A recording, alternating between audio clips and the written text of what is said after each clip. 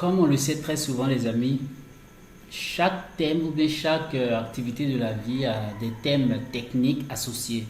Voilà, et vous allez prendre par exemple, j'aime beaucoup prendre l'exemple du football parce que c'est ce qui me vient très souvent le plus simplement possible à la tête, dans l'esprit. Donc dans le domaine par exemple du football, lorsque on est dans l'univers du football, on a comme thème technique taclé, carton, carton rouge, carton jaune, l'arbitre, 6 mètres, troll, contrôle de ball, reprise de volée. Bon, pour d'autres, ciseaux. Les Ivoiriens, avec Didier Drogba en ce temps, disaient aile de pigeon. Vous savez, comment on appelle ça? Ce sont les thèmes techniques. Voilà. Retournement acrobatie, ça on appelle ça ciseaux chez nous. Ça, ce sont les thèmes techniques. Quand tu prends par exemple les thèmes techniques associés à l'activité du droit pénal ou bien je ne sais pas quoi, mais tout ce qui est droit, vous allez entendre juridiction, vous allez entendre pénal, vous allez entendre droit des affaires, droit. Vous allez entendre encore, et vous allez voir très souvent, les thèmes techniques n'ont rien à voir avec ce que tout le monde connaît de manière générale. Si tu vas en droit et que tu demandes en droit, dans une faculté de droit, qu'est-ce que le droit? Ils vont te donner une autre définition. Peut-être que nous, on n'a pas ici. Voilà, parce que peut-être que la généralité n'a pas. Si tu vas en termes de médecine, ils vont te dire par exemple, voilà, en médecine, je ne connais pas bien, mais ils vont te dire par exemple, le radio, je pense que c'est GC, je ne sais pas, quelque chose comme ça. Ben, moi, je ne connais pas bien pour éviter de vous mentir dans le domaine de la médecine, mais une chose que vous devez savoir, chaque domaine de la vie a son lexique associatif. Chaque domaine de la vie a ses thèmes associés. Voilà. Et nous, dans un domaine informatique dans lequel nous sommes, si nous étions en développement d'application, nous allons parler de langage de programmation et nous allons parler des coding. Nous allons parler, voilà, nous allons parler, je dirais quoi là, euh, bon, peu importe, mais c'est presque les mêmes objets que nous allons utiliser. Nous allons entendre très souvent les objets orientés de manière, je sais pas quoi. Bon, voilà, bref. Les mêmes algorithmes ressortent, les mêmes codages ressortent en termes basiques, quoi. Mais ici, nous ne sommes pas seulement en termes d'informatique générale, mais nous sommes dans le domaine de l'informatique, précisément dans le volet de la sécurité informatique. Donc, qu'est-ce qui caractérise la sécurité informatique? Bon, pas forcément qu'est-ce qui caractérise, mais quels sont les thèmes associés, les thèmes techniques associés à ce domaine. Nous ne pouvons pas tout citer, tout énumérer. Au fur et à mesure que nous avançons, nous pouvons énumérer certains. Voilà, par exemple, quand on parle de bypasser ou bien bypasser une authentification, voilà, ça c'est pas un thème que nous allons définir dans l'immédiat, mais nous allons définir au fur et à mesure du temps. Quand on parle de script, c'est quoi script? Quand on parle de cookies, voilà, cookies, c'est quoi cookies? Nous allons associer au fur et à mesure du temps. Maintenant, concernant les bases premières que nous devons tous avoir, nous allons penser à, voilà, comme je disais, nous allons penser à, voilà les thèmes que nous allons tout de suite définir. Dans un premier temps, nous allons définir la vulnérabilité. C'est quoi la vulnérabilité dans le domaine de la sécurité informatique? La vulnérabilité, c'est tout simplement une faiblesse détectée dans un système. Voilà, je reprends. La vulnérabilité, c'est une faiblesse que révèle un système. En fait, c'est pas la vulnérabilité qu'on a à la capacité de passer. Bon, et comme on le sait très souvent chez nous, ici à Africa Science, on définit les thèmes de manière basique et puis avec le français un peu général. Voilà, je prends ma vie. Ma vie, elle est scindée comment? Je suis un être humain. Vous savez, chaque être humain a sa faille à lui. Voilà. Mais étant un être humain, tout être humain a une vulnérabilité phare. Et tout être humain sur cette terre-là a une vulnérabilité commune. Ça, vous le voulez, non? Chaque homme sur la terre a une vulnérabilité commune avec son ami. Tout homme a la même vulnérabilité concernant ce que je vais citer maintenant. Chaque être humain a pour vulnérabilité l'amour de sa vie. Retenez ça. Chaque être humain a pour vulnérabilité première l'amour de sa vie. Quand je dis l'amour de sa vie, pas forcément en termes de relationnel, parce que d'autres vont te dire, moi j'aime pas quelqu'un. Non, c'est faux. Chaque être humain, même que tu sois voyou, brigand, voleur, sauvage de haut niveau, tu as un amour de ta vie. Cet amour de ta vie peut être ta maman, peut être ton papa, peut être ta petite soeur, peut être ton grand frère, peut être ta grande soeur, peut être ta femme, peut être ton mari. Chaque être humain a une vulnérabilité. Et quand on dit ton amour est une vulnérabilité, je vous explique parce que là nous sommes en train de définir le thème associé dans notre domaine informatique. Donc quand on parle de vulnérabilité, c'est quoi? En fait, la vulnérabilité, c'est le moyen en fait par lequel si on passe, on peut facilement te faire soumettre. C'est le moyen par lequel lorsqu'on passe, c'est le chemin par lequel lorsqu'on essaie d'y accéder, on a la capacité facilement de t'atteindre, de pouvoir t'avoir facilement. Donc, quand je dis l'amour de ta vie, c'est que si par exemple tu aimes ta maman, quel que soit ton niveau élevé, si toi on te dit, je te dis, donne mon argent, tu ne veux pas me donner.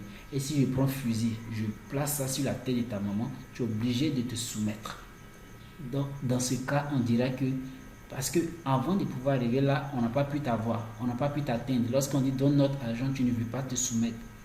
Mais on a constaté juste que tu aimes beaucoup ta maman et qu'on a pris ta maman automatiquement, tu étais obligé de venir t'incliner et de donner notre argent.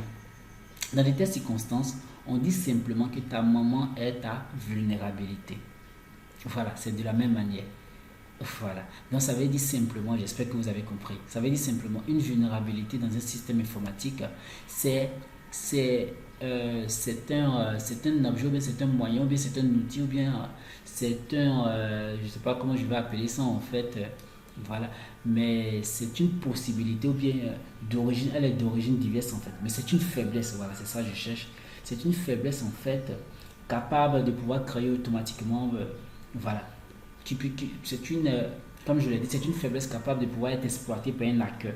Voilà, il existe plusieurs catégories en fait de vulnérabilité. Il y a les vulnérabilités matérielles, vulnérabilités logicielles, vulnérabilité physique et surtout, comme je viens de vous le dire, la vulnérabilité humaine. Cette vulnérabilité humaine, c'est une vulnérabilité à laquelle il n'y a pas de solution. Tout être humain, ça je vous le dis. Donc lorsqu'on sera soumis par exemple à faire des enquêtes sur une personne, vous devez savoir simplement que tout être humain est soumis à une vulnérabilité. Donc si tu dois aller faire des enquêtes sur une personne, ok, tu tiens bien tes enquêtes, mais cela va dépendre du temps. Si c'est un an, ça doit prendre, ok. Mais dans ces un an-là, il faut savoir que sa vulnérabilité première, c'est de toucher à ses intérêts premiers. Ses intérêts premiers, ça peut être ta maman, ça peut être sa maman, ça peut être son papa, ça peut être sa femme, ça peut être son entreprise. Une fois que tu touches à ses intérêts premiers, tu verras que tu vas atteindre sa vulnérabilité. Voilà pourquoi on dit le patch auquel on n'a pas encore trouvé de solution s'appelle le patch humain. Voilà. Et vous devez savoir aussi que à ce sujet-là, lorsque un hacker, par exemple, c'est très dangereux en fait, la vulnérabilité est très dangereuse. Lorsqu'un hacker, par exemple, arrive à détecter une vulnérabilité, vous savez ce qu'ils ont fait.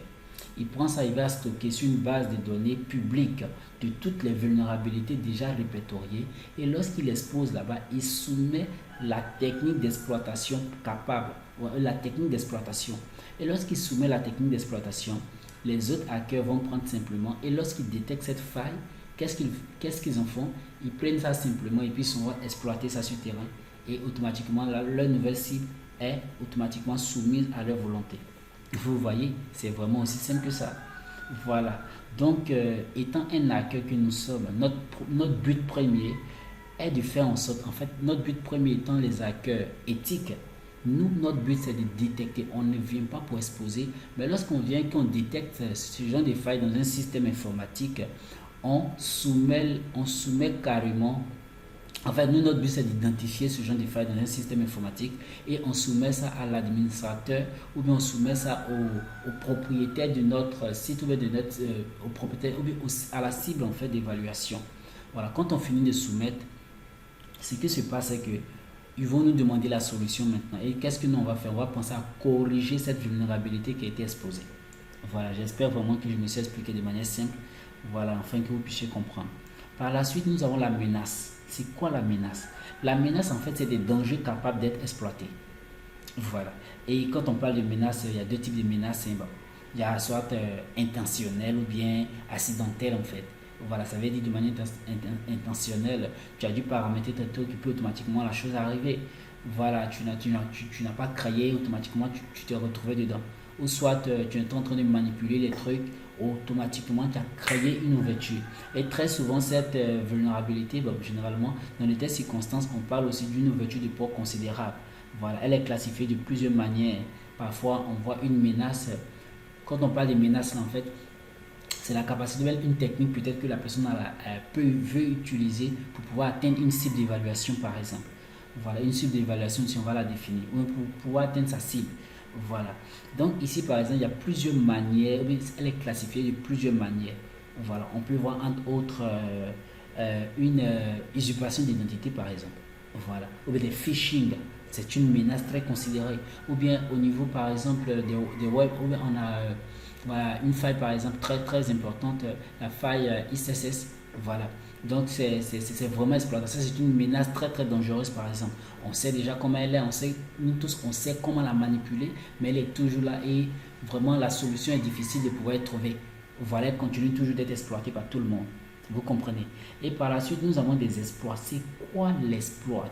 En fait, ici, on ne va pas laisser ça exploit. C'est pas exploit, mais on dit exploit. Voilà, en fait, c'est en anglais, c'est un thème anglais, c'est pas un thème francophone. Donc, on va lire ça en anglais. Voilà, ici, bon, on va lire ça peut-être en français maintenant. Voilà, les exploits, c'est quoi? Les exploits, en fait, sont simplement des programmes qui ont été conçus de telle sorte à pouvoir exploiter les vulnérabilités déjà registrées. Autrement dit, quand on parle d'exploit, je vais prendre le même cas avec ton amour, c'est-à-dire ta maman. Donc, un exploit ici, pour moi, vu que tu ne veux pas me donner mon argent, je vais prendre là mon âme et je vais braquer ça sur ta mère et tu vas me donner mon argent. Donc ici, l'exploit qui a été créé, ou bien l'exploit qui est là, le logiciel qui est là, c'est que je menace de mort ta maman. Dans le logiciel, je dirais quoi, l'exploit capable de pouvoir te soumettre à moi, ma volonté, ou bien l'exploit capable de pouvoir exploiter la vulnérabilité. C'est-à-dire la vulnérabilité, toi ta vulnérabilité c'est ta maman. Donc l'exploit capable de pouvoir exploiter cette vulnérabilité s'appelle menacer ta maman de mort. Vous comprenez? Voilà, je ne sais pas si je me fais expliquer de manière simple. Donc si nous sommes dans un site, pas un site, mais si nous sommes dans un cas informatique, de sécurité informatique, l'exploit capable de pouvoir exploiter une vulnérabilité s'appelle juste ou bien le matériel, ou bien l'outil, ou bien le code ou bien le coding capable de pouvoir exploiter une vulnérabilité est appelé simplement exploit. Voilà, j'espère que je me suis fait comprendre de manière simple. Par la suite, nous avons le payload. C'est quoi un payload? Un payload, c'est un programme utilisé pour exploiter pendant le processus de l'exploitation d'une faille. Voilà. En fait, le payload, c'est quoi? Le payload, c'est-à-dire, on a défini l'exploit. L'exploit, c'est déjà arrêté. C'est un processus. Voilà, c'est un processus du moins. L'exploit, c'est un processus. Et on vient de parler d'exploit. Maintenant, le payload, en fait, c'est lui qui établit, en fait, la connexion entre ton attaque et ta vulnérabilité, entre toi et ta cible, en fait. Le contact automatiquement est établi par un payload. C'est grâce au payload que tu as la capacité, par exemple, d'avoir l'interface de la cible d'évaluation. C'est grâce au payload que tu as la capacité de manipuler la cible d'évaluation, le système de la cible d'évaluation. C'est grâce au payload. Voilà. Maintenant, depuis, je recite un terme qui est la cible d'évaluation. C'est quoi une cible d'évaluation? Une cible d'évaluation, en fait, c'est l'objet ou bien le système, en fait, qui fait l'objet de nos études, ou bien qui fait l'objet de nos attaques, ou bien qui fait l'objet de notre analyse. Voilà. Exemple simple, je cherche monsieur Quadio ou bien monsieur Dagobert. Monsieur Dagobert, c'est lui qui ne veut pas me donner mon argent. Donc, comment je vais l'attirer vers moi pour qu'il puisse me donner mon argent en force? Qu'est-ce que je vais faire? Je vais mener mes enquêtes, envoyer ou bien voir ses vulnérabilités, tout et tout. Donc, pour exploiter cette vulnérabilité, en fait, dans de telles circonstances, j'appelle ma cible, celui qui ne veut pas me donner mon argent, c'est sur lui, je mène l'enquête. Je suis en train d'étudier autour de lui, voir sa vulnérabilité, tout et tout. C'est lui, en fait, qui est ma cible. Je cherche à lui l'atteindre, donc c'est lui qui est ma cible d'évaluation. Donc, je crois que c'est si simple que ça. Voilà, la cible d'évaluation Elle était déjà définie. Maintenant, un autre thème, c'est le logiciel, le virus au moins. Un virus, c'est quoi? En fait, autrefois, en fait, on appelait un virus, c'est un automate en fait. Voilà, c'est un automate, ça veut dire lui, il est juste un petit code ou bien je ne sais pas quoi. Il est programmé et lorsqu'il est dans un système, par exemple, il exécute une tâche quelconque quoi. Voilà. Aujourd'hui, bon, autrefois, c'était pas, ben, virus en soi-même, c'est pas négatif, c'est pas positif. Virus, c'est, voilà, ça peut prendre la forme négative ou la forme positive. La forme négative ou la forme positive du moins. Voilà, mais vous devez savoir que c'est un automate en fait auto-réplicatif en fait à la base non malveillant. Voilà, auto-réplicatif, ça veut dire il est là dans un système là, lui il réagit en fait au système. Voilà, il réagit selon une programmation, mais selon, non, en fait, selon le codage qui lui a été assigné en fait.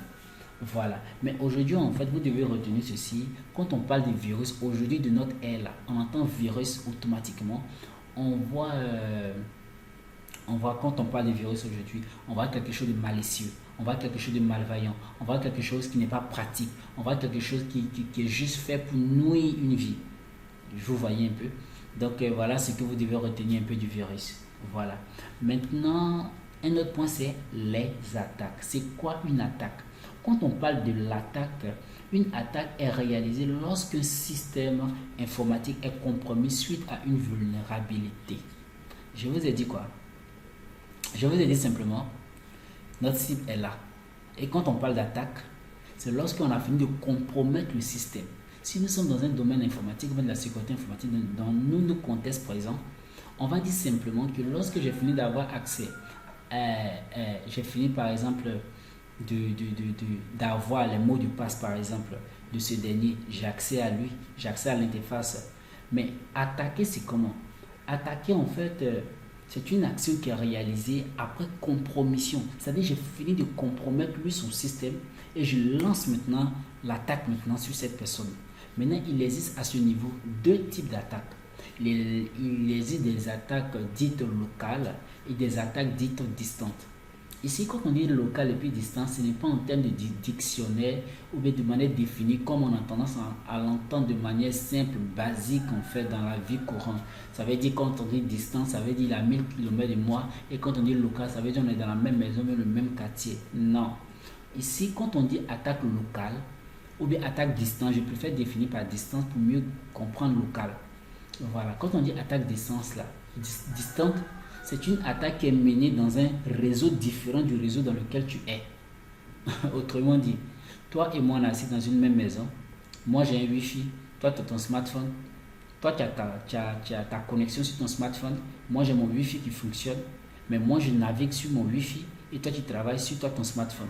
On n'est pas sur le même réseau parce que toi tu travailles avec le réseau téléphonique, le réseau mobile et moi je travaille avec le réseau internet du Wi-Fi. Donc automatiquement, qu'est-ce qui se passe? Toi et moi, on n'est pas sur le même réseau. Donc lorsqu'une attaque est faite, ici on appelle ça une attaque distante. Ça veut dire d'un réseau A vers un réseau B. Mais une attaque locale, c'est une attaque qui est faite dans le même réseau. Ça veut dire que le Wi-Fi est là. Et moi étant dans le réseau du Wi-Fi, toi aussi tu es connecté au même Wi-Fi. Et quand je t'attaque, on appelle ça une attaque locale. Ça veut dire qu'on est sur le même réseau. Donc ici, quand on parle en termes de local et puis distant, ne pensez pas que c'est en termes de dictionnaire, définition de distance et puis définition de local. Mais ici, c'est en termes de réseau informatique. Ça veut dire réseau, soit Wi-Fi, je ne sais pas, peu importe le réseau, mais en termes de réseau en fait. Voilà. Donc je pense bien que à ce sujet-là, j'étais tellement clair et normalement vous devez comprendre. Voilà, donc de manière définitionnelle, simple, quoi, basique. Voilà un peu les lexiques premiers que vous devez retenir. Au fur et à mesure que nous avancerons, nous allons vous exposer les choses de manière basique pour que vous puissiez mieux comprendre ce qui se passe, pour que vous puissiez mieux comprendre comment la chose se manifeste, comment la chose se déploie, comment la chose se développe. Voilà, une chose est certaine, on ne peut pas tout comprendre du coup. Voilà pourquoi vous devez revenir, relire, comprendre les définitions. Et quand vous ne comprenez pas, baissez encore les vidéos. Voilà, donc je vais arrêter là pour cette présentation. Voilà, comme je dis là, c'est juste une introduction par rapport au thème ou bien au lexique présenté, ou bien au lexique en fait dans notre domaine d'activité que nous sommes en train d'utiliser aujourd'hui. Voilà. Donc, en espérant que ce module vous était bénéfique, je vous donne donc rendez-vous pour la prochaine vidéo de ce module. Merci.